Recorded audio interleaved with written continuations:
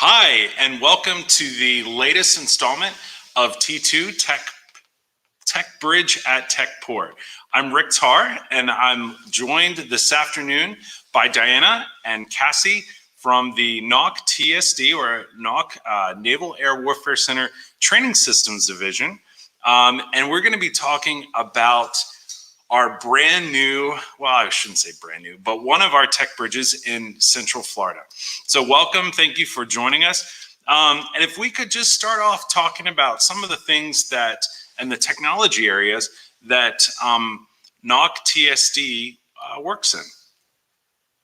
All right, thanks, Rick. So I'm Diana Teal, and I am with NOC TSD, the Naval Air Warfare Center Training Systems Division, and that's what we're in is training.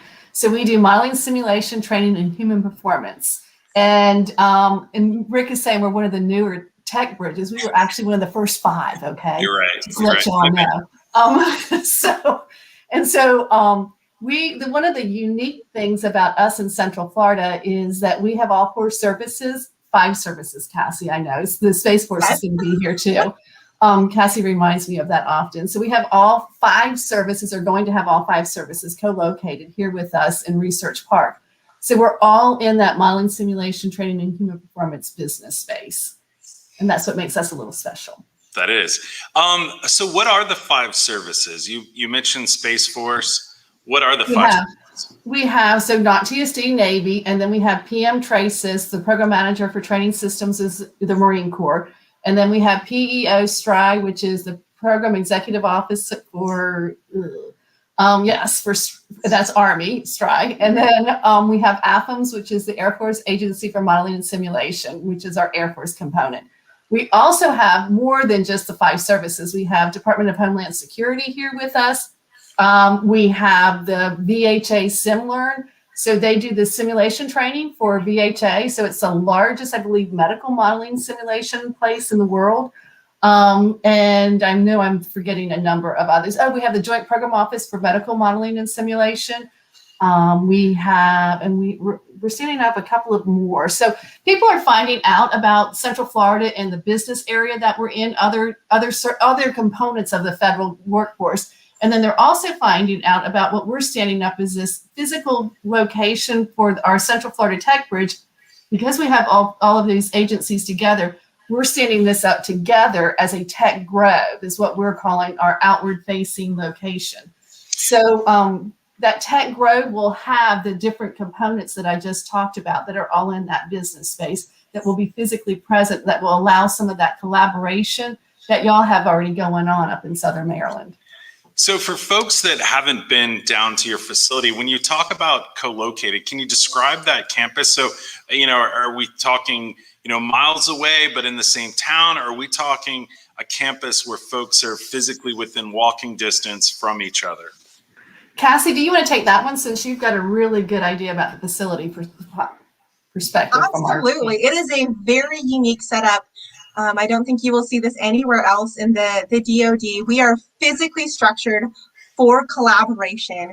So the Navy building is in the center, and we have partnered with the local community, with UCF, kind of the surrounding areas. It is truly a campus model. Everything is within walking distance. You will see people going back and forth between the buildings, which kind of represents inter-service communication as well as with academia and industry. It is really kind of the dream setup for collaboration. So you mentioned UCF, for University of Central Florida.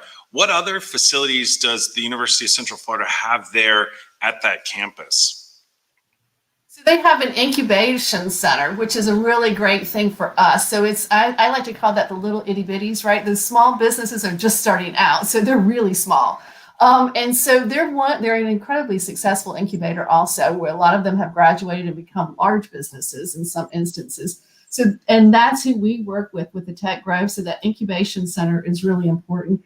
Their College of Engineering, they graduate. I think there was a statistic that just came out about the number of aero engineers that they graduate a year is like the largest number that go into the DoD workforce is that from University of Central Florida.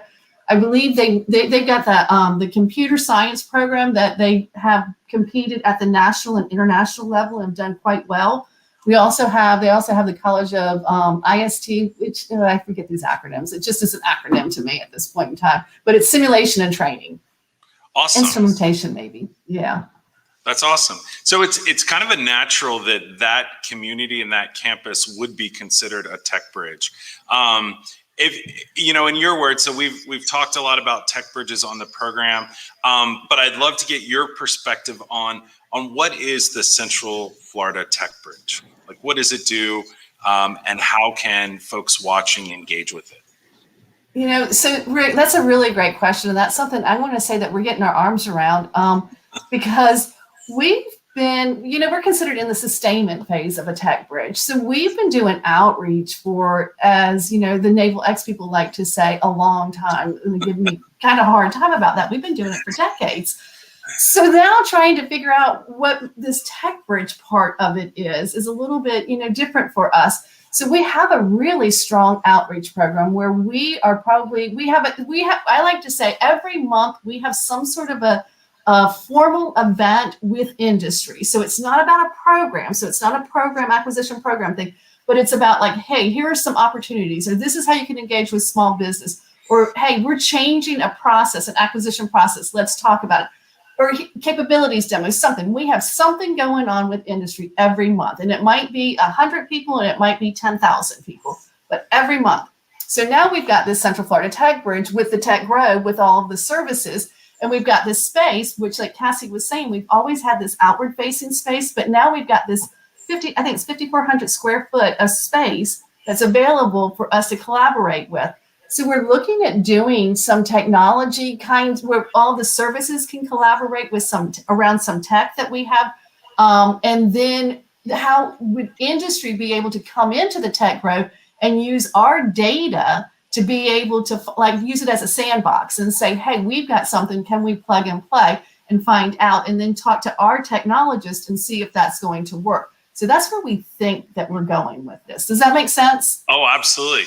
No, and thank you for that. I think as the Tech Bridge concept matures and evolves, I think we'll be seeing sort of those roles and really maybe in each community how it evolves and morphs and what areas and gaps it's able to fill. So, no, thank you. And Cassie, did you have anything? Did I leave something out? Can you think of something different? No, I think that's great. The only thing that I would add that this collaboration absolutely is for a purpose. We've been doing it for years, but I think where the Naval X and TechBridge comes in is we're focusing a lot, getting better focused on accelerating technology and how are we getting that. We do what we can internally, but we're looking for what is the next best great ideas. It's kind of shifting that mindset of we want the new thing, we want those ideas, and we don't care where they come from, essentially. We're trying to think more outside of the box to get better results. Sure. So to that end, what activities or outreach have you done internally to help your workforce embrace those ideas? Because I know certainly within our, here at Pax River, within this Navy organization, and in my past experience, even within industry and certain companies, bringing in outside ideas and adopting them often met with reticence and people like, well, it's not invented here. This isn't as cool as the stuff that we could do ourselves. So what are you doing to help foster, sort of internally and welcoming attitude towards new ideas and awesome technology? We're having lots of conversations at all levels within the organization. So not just saying, hey, let's get it out at the senior leader level and leave it there. We're talking at all the different levels, and we're having different kinds of people having different conversations with what that looks like. One of the things that we believe very strongly is that hard problems don't just come from research or from engineers, right? Hard problems come from throughout the organization. So we're having those conversations, saying and showing the ideas, right? Hey, this is where we're thinking we're going. We're open for your ideas too. How do we make this work together? So asking for that feedback and working with everybody on that. I think cultural change is the biggest thing, one of our biggest hurdles. Sure, absolutely. To that end, I know that the Chief of Naval Operations, the CNO, recently visited you, which is awesome. Can you share some of the highlights of that visit and really the areas of the TechBridge and Tech Grove that he gravitated towards and he really thought would impact the Navy and our mission? So he spent some time with us talking about the TechBridge, wanting to understand what it is that we do. So, and one of the areas that I think like maybe resonated with him when we talked about we're a node on that network that we talked about, and like I gave the examples. So working with you, Rick, we do that anyway, right? NOC AD, NOC TSC, we work together. And so, but there's some organizations that we don't always work together with, and like Keyport, we don't always work with Keyport. We always don't have a reason, right? We're a NavAir organization. So we talked to them about like, hey, they've got a really good ecosystem up there that's interesting to us because they're in that gaming environment. They're in some of the similar space that we are, and they have access to them. And their industry members don't necessarily know that we even exist. So now we're able to have that collaboration. And then by the other part of that is in our labs, we've got some data scientists that are doing some really great things in our labs, and they're looking up, standing up a similar capability, and we were able to make that connection. So being that node on that Navy network has been really beneficial to us, and I think that was something that probably resonated with them. Awesome. Cassie, any other comments or thoughts? Yeah, I think it goes back to the comment earlier about we're looking for problems and great ideas anywhere. It's that connection. It's looking both outward and inward. Awesome. Yeah, I absolutely agree. So sort of shifting for the folks online that want to connect, what is the website that they should connect up with? Is there a TechBridge website that they can connect with, or a NOC TSD website where they can sign up for a mailing list to find out about all your industry events and that sort of thing? So we have a NOC TSD website, and that's NAWC TSD for Naval Air Warfare Center Training Systems Division. And then on LinkedIn, you can find me on LinkedIn. You can find the Naval X, Central Florida TechBridge is on LinkedIn. Cassie, I got that one right? You did, as well as the Central Florida Tech Grove is on LinkedIn as well. Okay, so I don't know, Maureen, if you could put those links, I don't know if we can put those links on here or in the comments, that would be awesome. So that if the viewers wanted to connect with you afterwards and connect with the ecosystem, that would be awesome. So thinking to the future, and if you had a crystal ball and infinite amounts of money to support the TechBridge and the programs, where do you see the TechBridge and Tech Grove going? And if we were to come in the future, like let's say 10 years, what would we see happening at the Tech Grove? What would be going on there? What types of outcomes would we be seeing? For me, Nirvana would be having more of the federal government agencies. I see more of them interested in coming here. We just talked to 2 today that are interested in coming to be a part of the Tech Grove.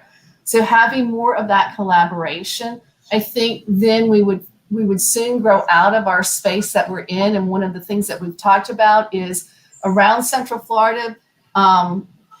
If you've been to Austin or someplace like that, everything is right downtown. In Central Florida, we're kind of spread out a little bit. So we have like the different areas. I think we would see something in the downtown area that's more about the gaming space. We would see something out at Lake Nona that's more about that medical modeling and simulation. We would maybe see something over at the Space Coast, with Harris and different places like that over here. So I think we would see a more, a spread out in different areas, not just one physical location.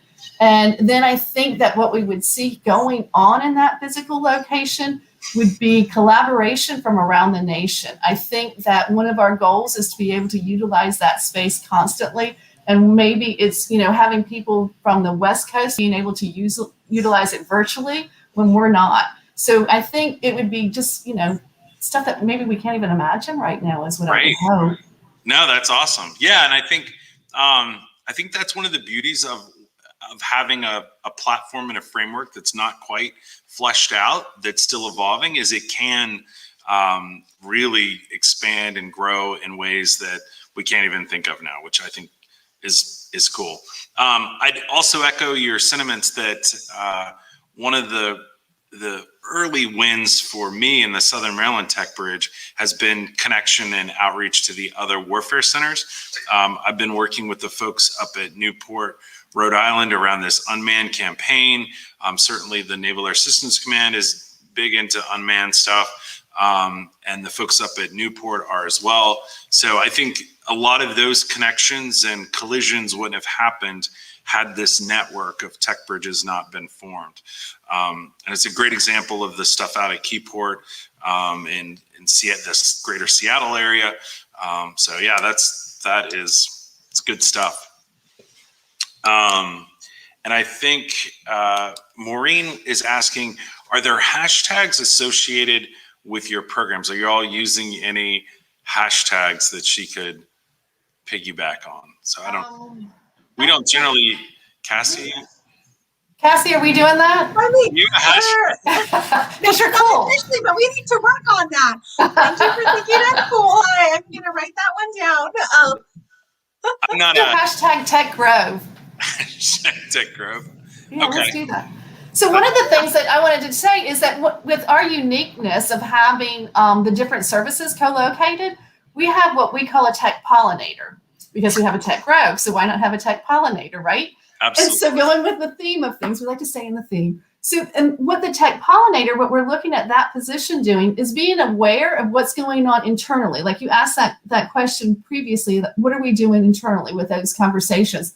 So this person is going around to the different labs, to the different technologists and finding out what they're doing, have an awareness of where they are. So not just Navy, but with all the other services too. So having that awareness internally and then having a handshake, if you will, with our tech grove, with that outward facing person doing the tech scans. So we're looking at there being a nice little handoff there, if you will, with what's going on internally and externally. No, that's awesome. And I think that helps to, that the good ideas don't just fall down into a valley once they enter the door across the fence line. That there's someone there to help them get pollinated and grow. Well, and to find out, like if somebody else is working on something, right? We don't always share that information because we're so busy working that this person has their heads up and is able to go and spread that wealth, that information. Just say. Sure. And so the final thing that I'd like to talk about is sort of your signature event there in Orlando, ITSEC. And for folks that haven't been to ITSEC, I don't know if you'd have just a couple minutes to talk about it. I've been several years and it's a phenomenal event and certainly a real great collision space for folks that are in the modeling, simulation, training, and more arenas.